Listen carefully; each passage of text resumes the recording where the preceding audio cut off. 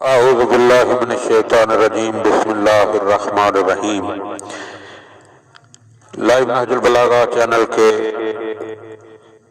عنوان جزیرہ خضرا میں ان خوش نصیب افراد کا تذکرہ کہ جنہوں نے اپنی حیات میں زمانے کے امام حضرت امام زمانہ علیہ السلام کی زیارت کا شرف نصیب ہوا۔ ان میں سے محمد کاظم کربلائی کا واقعہ آپ صاحبان کے گوش گزار ہے۔ اس کا دوسرا حصہ وہ بیان کرتے ہیں کہ چہل اختران کے نام سے مشہور ہے۔ میں تھکاوٹ دور کرنے کے لیے امام زادہ کی مزار کے ساتھ بیٹھ گیا، گندم اور گھاس کو ایک طرف رکھ دیا اور صحراء کی طرف دیکھتا تھا۔ اچانک دو نوجوان نظر آئے۔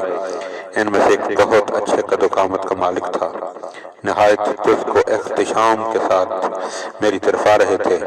ان کا لباس عربی تھا، سر پر سبز رنگ کے عمامے رکھے ہوئے تھے۔ جب میرے قریب پہنچے تو مجھے نام لے کر پکارا، حالانکہ اس سے قبل میں نے انہیں دیکھا ہی نہیں تھا۔ اس باعظمت شخصیت نے مجھے فرمایا، کربلائی کاظم، آؤ اکٹھے مل کر ان امام زادوں کا فاتحہ پڑھیں۔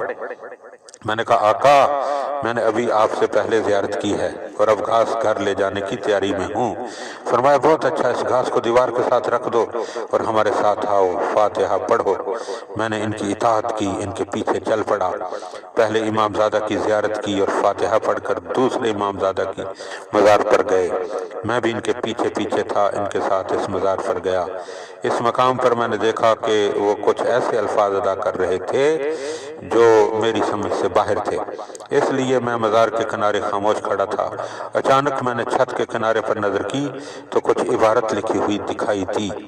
نور کے ساتھ چند کلمات لکھے ہوئے نظر آئے۔ اس باعظمت شخصیت نے میری طرف رخ کیا اور فرمایا، کربلائی کاظم، کیوں نہیں اس چیز کو پڑھتا؟ میں نے عرض کیا، آقا، میں استاد کے پاس گیا ہی نہیں، میں پڑھ نہیں سکتا۔ اس شخصیت نے فرمایا، لیکن تجھے چاہیے کہ تو پڑھے۔ اور پھر میرے نزدیک آ کر اپنا ہاتھ میرے سینے پر رکھا اور بہت زور سے دبایا اور فرمایا، اب پڑھو۔ میں نے پوچھا، کیا پڑھوں؟ فرمایا، اس طرح پڑھو، بسم اللہ الرحمن الرحیم، اِنَّا رَبَّكُمُ الَّذِي خَلَقَ السَّمَاوَاتِ وَالْأَرْضَ فِي سِتَّةِ أَيَّامٍ ثُمَّ اسْتَوَىٰ عَلَى الْعَرْشِ يُغْشِي اللَّيْلَ النَّهَارَ يَطْلُبُهُ حَثِيثًا وَالشَّمْسَ وَالْقَمَرَ وَالنُّجُومَ مُسَخِّرَاتٍ بِأَمْرِهِ أَلَا لَهُ الْخَلْقُ وَالْأَمْرُ تَبَارَكَ اللَّهُ رَبُّ الْعَالَمِينَ۔ سورہ الاعراف کی آیت نمبر 53۔ میں نے اس آیت مبارکہ کو بعد والی چند آیات کے ساتھ آقا کے ہمراہ پڑھا۔ آقا نے اپنے ہاتھ میرے سینے پر رکھا ہوا تھا، یہاں تک کہ آیت نمبر 59 کے آخری کلمات پر پہنچے، انی اخاف علیکم عذاب یوم عظیم۔ میں نے ادھر آقا کی طرف مڑ کر دیکھا تاکہ اس کی خدمت میں کچھ عرض کروں، مگر اچانک دیکھا وہاں کوئی آدمی نہیں ہے، اور وہی آقا کہ جس کا ہاتھ لحظہ بھر میرے سینے پر تھا، اس کی خبر نہیں ہے، اور وہ عبارت جو چھت کے کنارے موجود تھی، اس میں سے ایک لفظ بھی باقی نہیں ہے۔ اس وقت مجھ پر عجیب رعب اور ترس طاری ہوا، اور اس کے بعد کوئی خبر نہیں کہ کیا ہوا، یعنی میں بے ہوش ہو کر زمین پر گر پڑا تھا۔ صبح کی اذان ہونے کے قریب تھی جب مجھے ہوش آیا۔ ابھی اندھیرا ہی تھا، پہلے دن کا واقعہ فراموش ہو چکا تھا۔ جس طرح کوئی آدمی نیند سے بیدار ہوتا ہے اور چند لحظہ اسے کوئی خبر نہیں ہوتی کہ کہاں ہے، میں نے بیٹھ کر ادھر ادھر دیکھا۔ بدن میں عجیب قسم کی تھکاوٹ محسوس ہو رہی تھی۔ جب غور کیا تو معلوم ہوا کہ میں امام زادہ کے مزار پر ہی بیٹھا ہوں۔ اپنے آپ کو سرزنش کی کہ تجھے زندگی کا کوئی کام نہیں، آخر اس جگہ تو کیا کر رہا ہے؟ بالآخر وہاں سے اٹھا، امام زادہ کے صحن سے باہر آیا، گھاس وغیرہ کا بار کاندھے پہ رکھ کر گاؤں کی طرف روانہ ہوا۔ راستے پر چلتے ہوئے مجھے محسوس ہوا کہ میں عربی کے کافی کلمات جانتا ہوں۔ پھر اچانک مجھے وہ وقت یاد آ گیا جب آقا کی خدمت میں حاضر ہوا تھا۔ پھر مجھ پر رعب و خوف طاری ہوا، لیکن اس دفعہ اپنے آپ کو گھر پہنچایا۔ گھر والوں نے بہت سرزنش کی اور کہا کہ اس وقت تک کہاں تھا، رات کہاں گزاری؟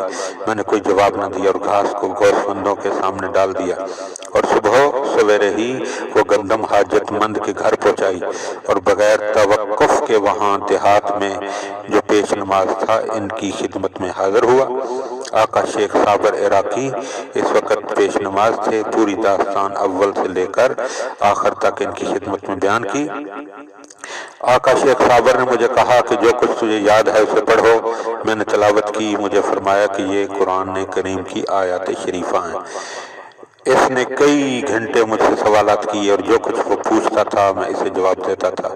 آہستہ آہستہ اس گاؤں کے لوگ اس واقعے سے مطلع ہوئے، لیکن میں اپنے کاروبار میں مشغول رہا، زراعت کرتا رہا۔ ایک دن میں اب ایک چھوٹے دیہات بنام شہاب میں گیا جو ملایر کے نزدیک تھا۔